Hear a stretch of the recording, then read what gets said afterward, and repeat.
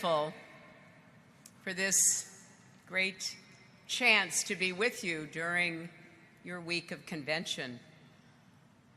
I'm especially pleased to see my friend, the mayor of this great city. He is someone who, if you haven't gotten to know, I hope you do. Thank you, Mayor Sly James. I was also delighted to greet on the way in the new Jackson County executive, Major League Baseball star and all-around good guy, Frank White, who has done such an incredible amount of good work on the field and now off the field. I want to thank all of you, Dr. Miles, Dr. Brown, all our friends from this city and this state for hosting us. I want to acknowledge, on a personal point, Dr. Shaw celebrating 60 years as pastor of the White Rock Baptist Church. When I saw him tonight, I kidded him and said he started when he was 2. I'm sure there's a law against that, Dr. Shaw. Dr. McKinney, Dr. Brown, all the members of the executive board and state presidents. Now, I know that Reverend Jackson was with you on Monday, and Congressman Cleaver was with you on Tuesday. So talk about 2 tough acts to follow. But they are both dear, long-standing friends of mine, and I am honored to be on this same stage as so many distinguished leaders. Now, I happen to be a born and raised Methodist, but I've been married to a Southern Baptist for more than 40 years. And from Arkansas to New York, friends from Arkansas. John, they've got friends from Arkansas here. But across this great country, you've welcomed me into your congregations with open arms and open hearts. And I am grateful for the friendship, support, and Christian hospitality I have found there. As pastors, as spouses of pastors, families of pastors, you know better than anyone the importance of building relationships of trust and respect. And I am sure some of you are sick and tired of politicians who think they can just show up at election time, say a few nice words, and then earn your support, right? Well, you and your congregations deserve better than that. You deserve a sustained commitment to expanding opportunity, equity, and justice, not just for 2 or 4 years, not just when the cameras are on and people are watching, but every single day. And you know better than anyone that people who look at the African American community and see only poverty, crime, and despair are missing so much.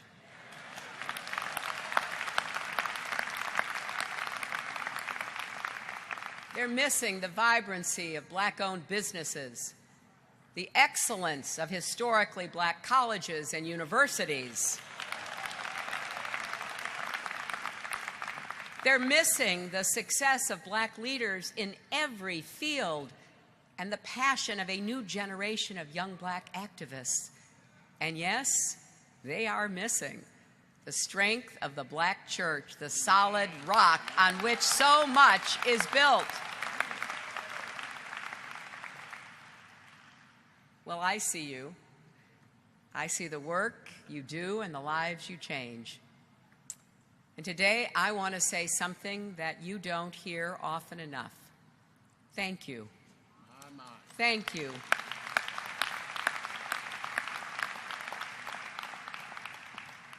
Thank you for answering the charge given to us by Jesus, as Matthew records, to feed the hungry, clothe the naked, visit the sick, welcome the stranger.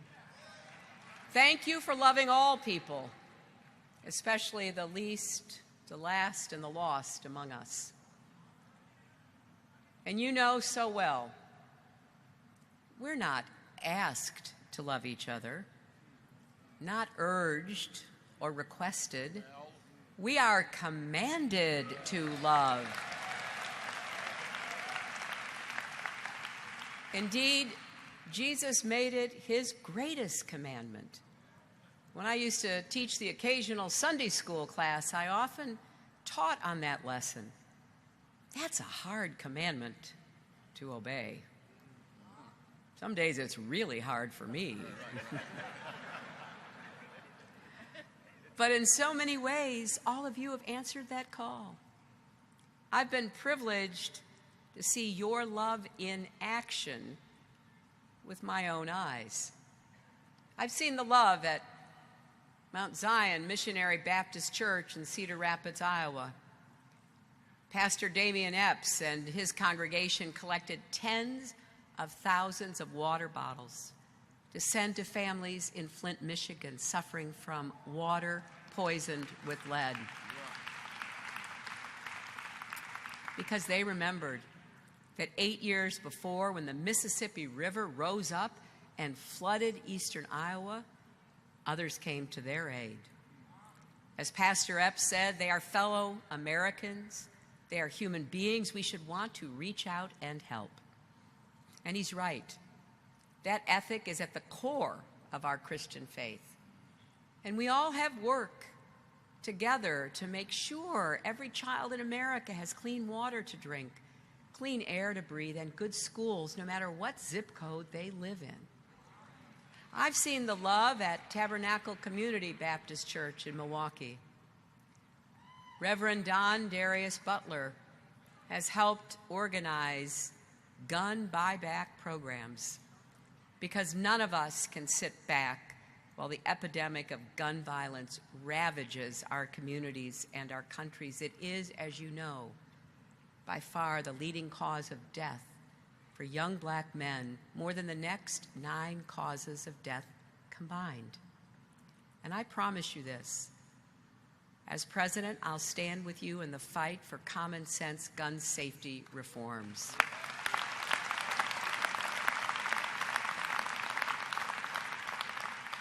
I've seen the love at the Triumph Baptist Church in Philadelphia, where Reverend James Hall, guided by what he calls the 3 E's of evangelism, education, and economic development, has been led to set up a credit union to help people in the community overlooked or ignored by the banks so they can get a small business loan, save for college, or put something away for retirement. They've helped build a supermarket in a neighborhood that hadn't seen one in more than 10 years. And they're reaching out beyond the pews to help families live safe, healthy, prosperous lives. I've seen the love at Dexter Avenue King Memorial Baptist Church in Montgomery, Alabama. It was an honor to join Reverend Cromwell Handy and his congregation last December to celebrate the 60th anniversary of Rosa Parks' courageous action against segregation. And by the way, Rosa Parks may have opened up every seat on the bus. Now it's our job to create good jobs so everyone can afford the fare and they can actually get bus routes to reach every neighborhood that connects them with safe, affordable housing and good jobs. As president, I will be your partner in this work of translating love into action. Together, we'll make transformative investments in communities that have been left out and left behind for far too long, from our neglected inner cities to struggling rural communities. We'll work with both parties to make the biggest investment in good new jobs since World War II, including $20 billion to tackle the challenge of youth unemployment, which is twice as high for young African Americans as it is for young white Americans. We'll ban the box and do more to help people who've paid their debt to society find jobs and housing when they get out. And we will embrace Congressman Jim Clyburn's 10-20-30 plan, steering 10% of federal investments to neighborhoods where 20% of the population has been living below the poverty line for 30 years. That's a great idea whose time has come, and we can translate it into reality. Together, we'll face head-on systemic racism and work to reform our criminal justice system from end to end. Because everyone in every community should have respect for the law and be respected by the law.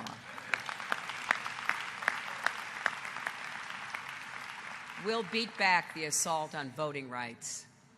It is a blast from the Jim Crow past that must be stopped. We should be expanding voting rights instead.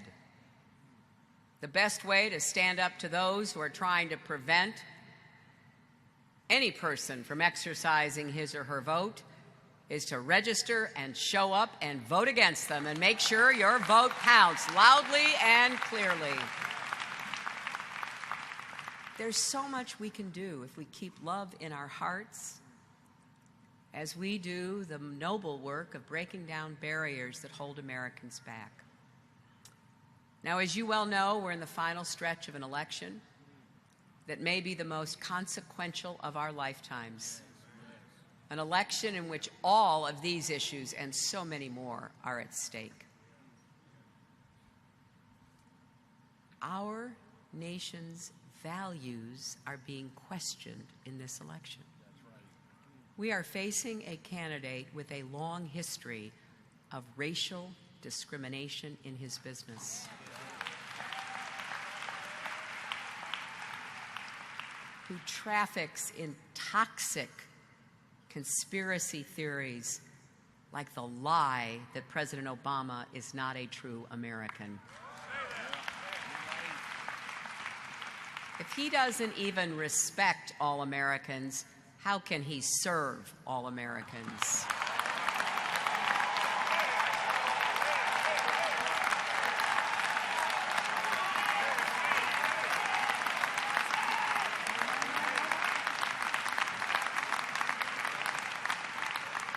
So we must keep calling him out and rejecting the hateful, bigoted rhetoric that seeks to pit Americans one against each other, and continue making the case in every way for our vision of an America that is stronger together, an America where all our children have the choice to live up to their God-given potential, no matter where they come from or what they look like or what the circumstances of their lives have been.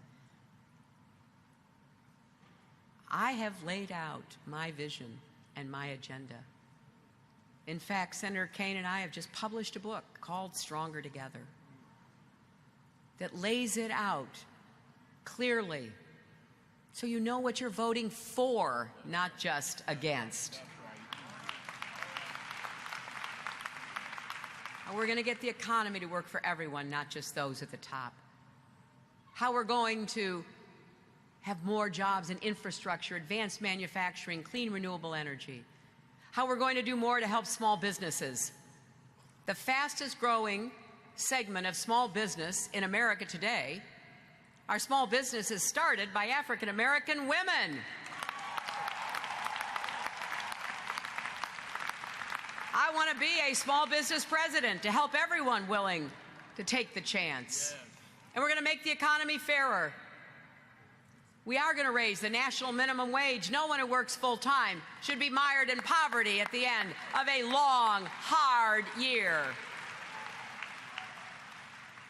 And yes, we are finally going to guarantee equal pay for women's work so that we raise family incomes and provide the respect that comes from being paid what you are entitled to earn.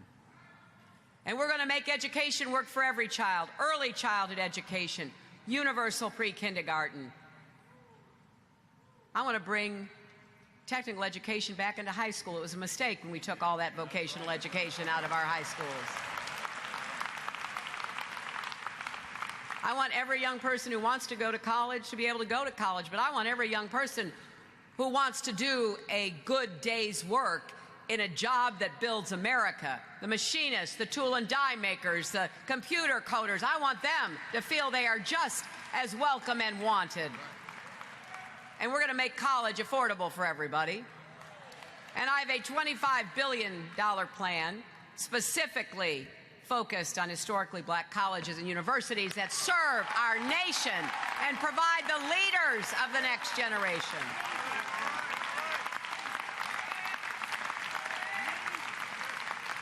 And we're going to help you pay down your student debt. It is way past time. And let's make sure health care is free, is available, affordable, of high quality for everybody. And we got to get the cost of prescription drugs down. And we have to do more to help with mental health and addiction, two problems I hear about across our country, which I know you hear about in your churches. So we have a lot of work to do. And we're going to keep working to earn every vote and never take any community or any person for granted. Tim Kaine and I have launched a nationwide drive to register and commit 3 million Americans to vote by Election Day, and I hope you will be part of it. This election is too important for anyone to sit on the sidelines. Today, for a few minutes, I want to leave aside the politics and do something that doesn't always come naturally to a Midwestern Methodist. That is to talk about my own faith, how it led me to a life of service, how it will guide me as president. Sometimes people ask me, "Are you a praying person?" And I tell them, if I wasn't one before,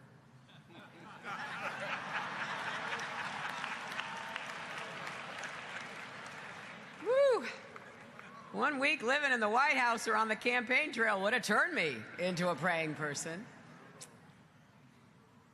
But I had the great blessing to be raised by a family and a church that instilled in me a deep and abiding Christian faith and practice. I still remember my late father, a gruff former Navy man, on his knees praying by his bed every night. That made a big impression on me as a young girl, seeing him humble himself before God. My mother taught Sunday school at our church, partly, she said, because she wanted to make sure that my brothers actually showed up at Sunday school when they walked out the door. Her faith was rooted in gratitude for the love that helped her survive a painful childhood after her own family abandoned and mistreated her. She was sustained by the kindness of others, like the first grade teacher who saw she had nothing to eat at lunch and brought extra food to share. My mother was determined to pay that kindness forward. And she really liked the Wesleyan credo of our church: do all the good you can for all the people you can in all the ways you can, as long as ever you can. I was also so blessed to have a remarkable youth minister who believed, like John Wesley, the founder of Methodism, that the world is my parish. He told us, these young white kids in a suburban area of Chicago, you can't just be satisfied in your own church, in your own middle-class life. We're going into the inner city of Chicago. We're going into church basements for fellowship with young people your age from African-American churches and Hispanic churches. That was the first time I was in a black church, when I was a teenager. He took us to hear Dr. Martin Luther King Jr. speak. He sent home the permission slips, whether we could get in the church van to go into Chicago on a Sunday night to hear Dr. King, and some of the parents wouldn't let their kids go. My mother said, this is a historic opportunity. I remember hearing Dr. King preached one of those well-known sermons, Staying Awake During the Revolution. And then I stood in line with everybody in that big hall just to shake his hand and look into his eye. His words, power of his example, affected me deeply and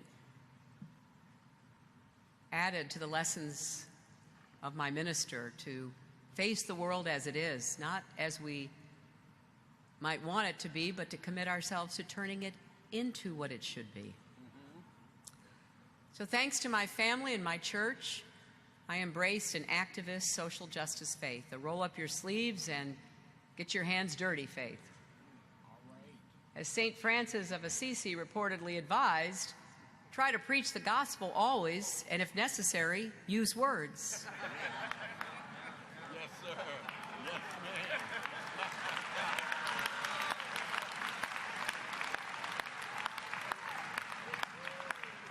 The scripture tells us that faith without works is dead. The Epistle of James tells us we cannot just be hearers of the word, we must be doers. And I believe that with all my heart. I am grateful for the gift of personal salvation and for the great obligation of the social gospel. To use the gift of grace wisely, to reflect the love of God and follow the example of Jesus Christ to the greater good of God's beloved community.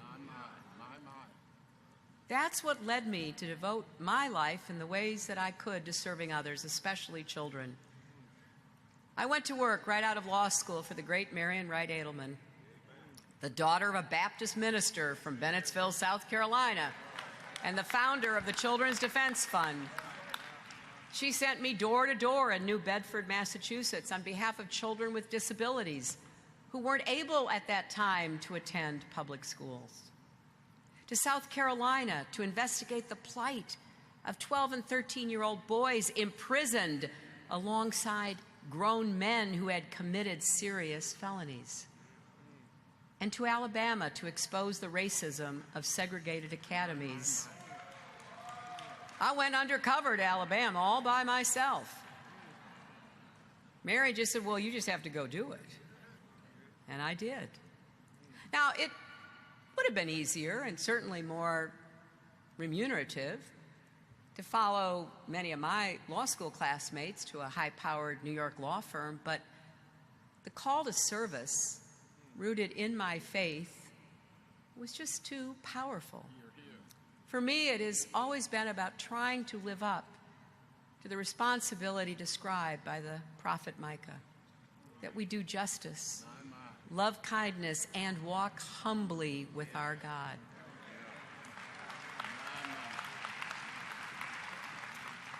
Humility is not something you hear much about in politics, is it? No. But we should. None of us is perfect. St. Paul reminds us we all see through a glass darkly, and for now only know in part. It's because of that, because of the limitations we all face, that faith requires a leap, the conviction of things unseen. It's because of our limitations and imperfections that we must reach out beyond ourselves to God and to each other. It isn't easy, but I've learned to be grateful not just for my blessings, but also for my faults, and there are plenty. I've made my share of mistakes. I don't know anyone who hasn't. Everyone here today has stumbled on their own stony paths. It's grace that lifts us up and grace that leads us home.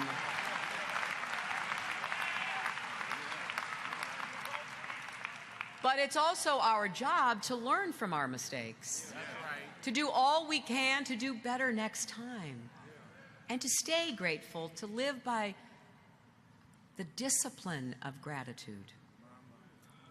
Our Christian faith is a journey that never ends.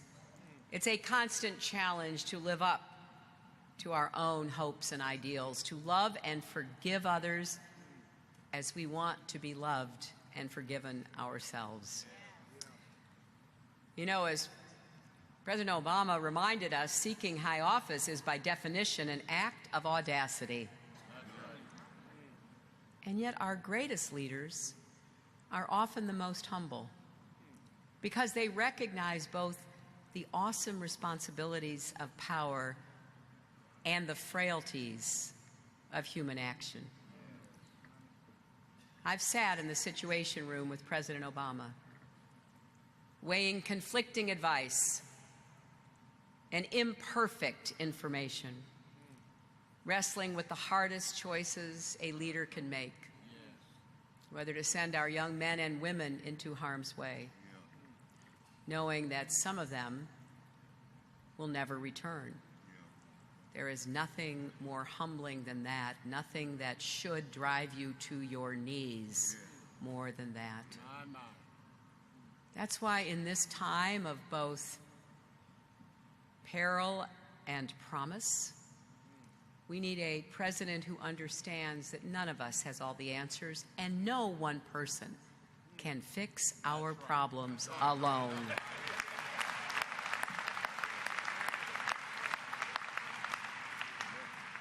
A president who understands we have to look out for each other and lift each other up, not tear each other down. That's what we need to do together. Invest in our people. Believe in each other. Create the jobs and the schools and the opportunities for young people so that they believe that we care about them. Send our children to schools that reflect their promise, not our neglect. Make sure every child is given the health care he or she needs, whether it is for an ailment of the body or the mind. Stand ready to lift each other up when we fall, as we will. Give those who have made mistakes a second, third chance. Our faith is a faith of second and third and fourth and fifth chances for those who genuinely are seeking redemption. And we need a president who understands the powerful role that faith and communities of faith have always played in moving our country toward justice. From the abolitionists of the 19th century to the civil rights movement of the 20th century to the unfinished business of today. A president who will pray with you and for you, who will defend the dignity of every individual and the principle of religious freedom that was woven into the moral fabric of our nation from the very beginning.